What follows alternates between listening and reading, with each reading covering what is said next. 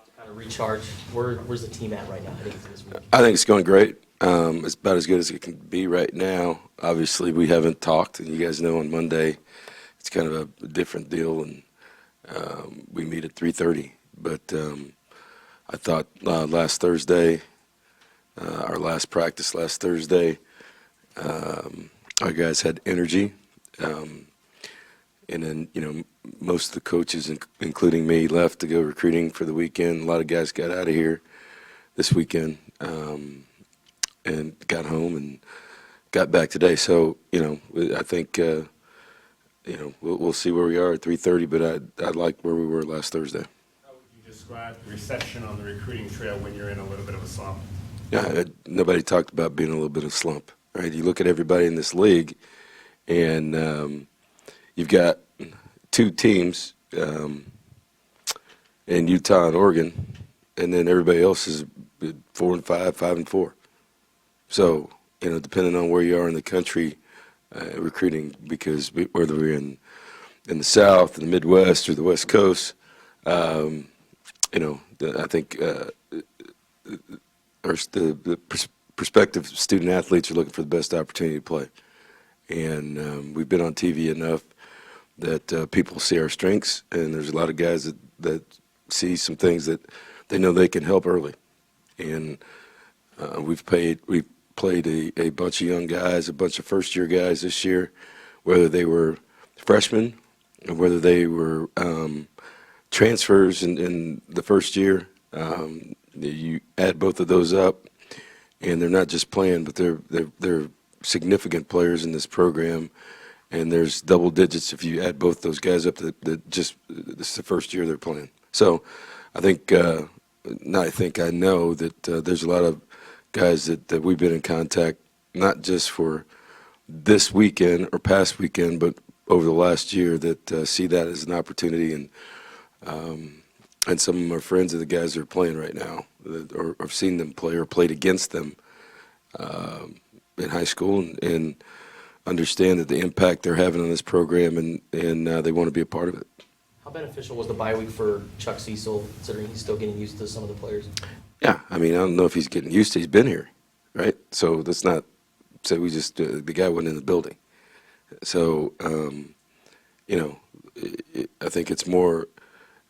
I think the question is, what did we get done in the bye week that we didn't get done in a week before a game? Because he's been in the building, he's been around, he's been around the players. It's not like we hired somebody that was foreign to the talent level or what was going on. So that to me would be the question, and yeah, I think it's always beneficial if you're coming into a new situation. You had indicated there were some communication issues during the game last time. Did you identify exactly what those were? Was there a major change that was done? Yeah, Chuck went upstairs for the second half, so to see things a little bit better. And I think, the results were a little bit different in the second half than the first half, just from where he was on the field. And we flipped a couple guys. He went upstairs, and I thought the communication was a lot better in the second half than it was in the first. Keep him upstairs then? Was that going to be the plan? I think he's comfortable there. Yeah. You said that you can maybe get some different things done during a bye week than you could in a game week. Without getting into, obviously, game plan specifics, what are some of the things that maybe you feel like have been we ended the game with, one lineman that we started the year with, maybe two, correct? So, we had a play where we lost two starters. Cody Creason was out. I think if you look at it, the way the game ended, we're down to our 8th and 9th, 10th lineman. I don't know what program can be that strong to do that. So, health-wise, it's given us a chance. Now, I don't know if all those guys are going to be back, but it gives us a better chance this weekend than certainly we had last weekend with losing those guys during the game. And then, it's just mentally and physically, it gives you a chance to heal up and and start talking about, all right, now you're at the opposite end, just to be honest with you, with the redshirt rule. So there's a number of players right now that we practiced in the past week that can play the rest of the season and postseason play that we made a decision on. But now, from a depth standpoint, and the decision with Jordan Morgan is Jordan Morgan's going now, right? So that the whole red shirt, do we do that? We hold the game, but we're in a position right now, just talking with him and his family last week, and the week before, he's ready to go, but he's been practicing the whole time. So he's going to play the rest of the season. Not play, he's probably going to end up starting, based on where we are right now with our talent level. I mean, not our talent level, but what we have available. With Peyton, Fears is more comfortable, right? In inside or at the same tackle spot with in the rotation. So Jordan's going to have to play because we can't play the rest of the year with just 2 tackles. Just can't do it. So he understands that. He played basically the whole second half last week, right? So 2 weeks ago. So we'll see where we are. Does that mean that Donovan is out or? Donovan, Lying? no, that doesn't mean he's out. No, but we can't. It's going to be hard to try to play the next games with just 3 tackles. I mean, it's tough, and we've tried to do that. But I mean, Jordan played enough last week, 2 weeks ago. I keep saying last week, but 2 weeks ago he played basically a whole half of football and looked pretty good. And he's comfortable with it, so we got to get him going. And instead of keep him in the caution area where do I go, do I not go, and he's fine with that. So, that's what the bye week was about too. There's a number of players that can contribute and help us and maintain red shirts or not, based on these last weeks of the season. And trying to get to postseason play and not hurt them. And I think that's where this rule has really, the management of it is individual by team, but I think when it comes to player safety and depth and roster management, I think the rule is a really good situation for a lot of players, that particularly if you have a bye week late, right, and you get a chance for some guys to practice and say, hey, look, you're going to give us some depth, you're going to give us this and that, and special teams, you're going to be able to play, and it doesn't bother you. What have you seen out of Jordan that's stood out? What have you seen out of Jordan that has stood out? Well, I thought he's extremely athletic. The whole bit is, you guys have heard me before, the closer you get to the football, it becomes, there's grown men in there, right? Older, stronger, mature. Jordan has got, he's a elite athlete, and he's one of those. That's why he was recruited the way he was recruited. And people in here who know the story about him, he's there towards the end, he's about as highest recruited guy in the state. So, and there's a reason for that. He's a really, really good athlete, and he's smart. But when you're in the trenches, it becomes the challenge is how strong are you, particularly when you're 17, 18 years old and you're playing against 21-year-olds, and in this league, 23, 25-year-olds, right? So, how do you hold up? And he's had enough opportunities, to get to that place. But he's a really, really. I'm giving an example. He had a tooth pulled at noon last week on Thursday and was at practice in full pads, right? And a lot of people in this room couldn't do that. And so, we had to pull him out of practice because he was there strapped up, ready to go.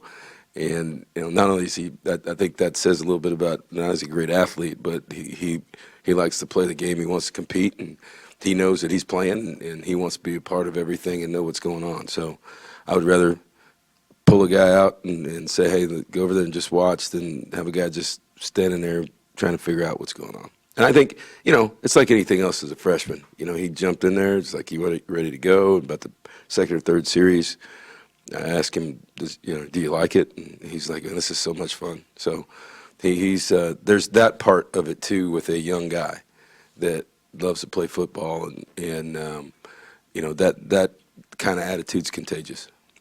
Where do things stand at quarterback as far as the rotation or the order of things? I told him last Monday. I said, we're going to go through this week and next week, and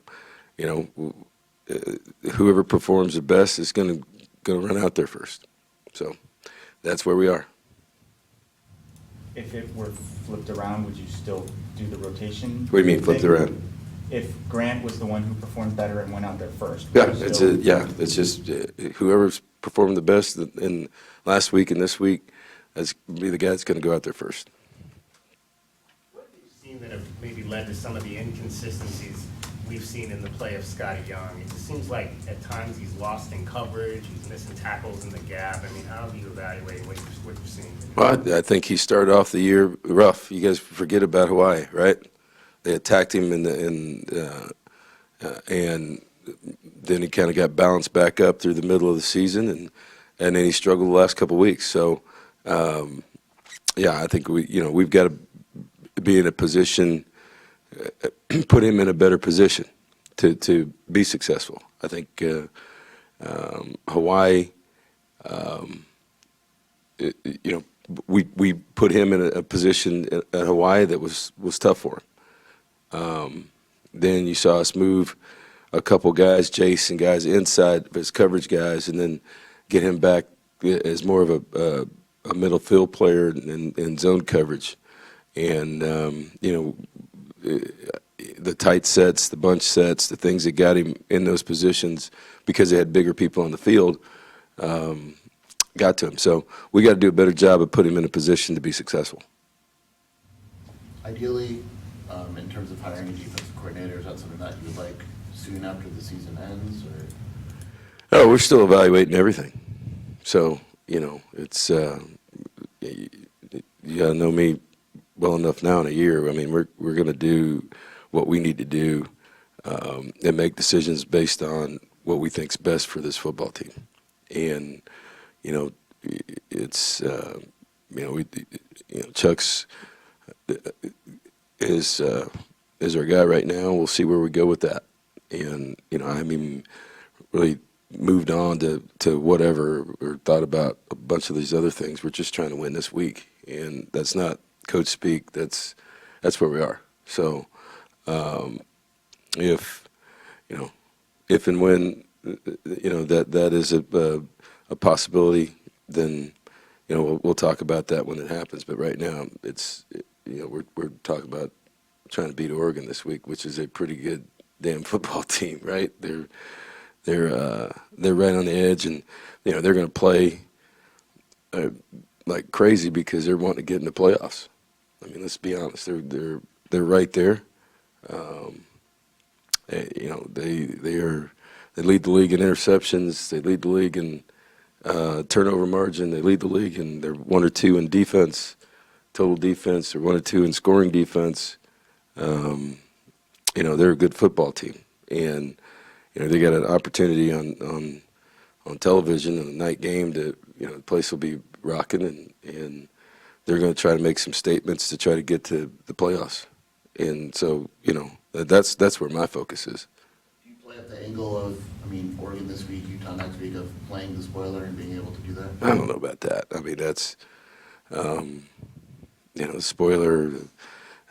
I've never been that kind of guy, so I'd rather be on the other side and try to play that angle. That's what we're trying to be. So, just being honest, that's what it is. So, but it's, like you guys ask me all the time, well, does last year's game have anything, does this, and nobody's bringing that up right now, and which is funny, but, it's, that's where we are. And we're trying to get to postseason play. That's what's important. And for this team to do that, we got to go through some pretty good pretty good castles to try to get there, right? So,